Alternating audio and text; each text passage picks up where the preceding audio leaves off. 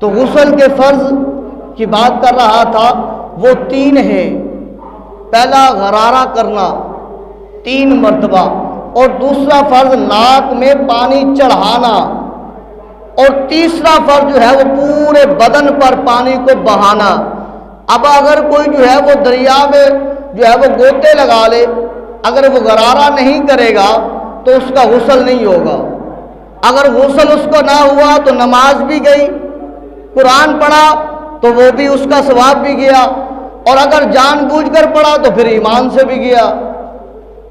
تو لہذا غرارہ کرنا اور ناک میں پانی ڈالنا نہیں، پانی چڑھانا ہے بڑی گھٹی تک، اور اس کے بعد پورے جسم پر پانی بہانا، حتیٰ کہ بال کے برابر بھی کوئی جسم کا حصہ جو ہے وہ خشک نہ رہ جائے۔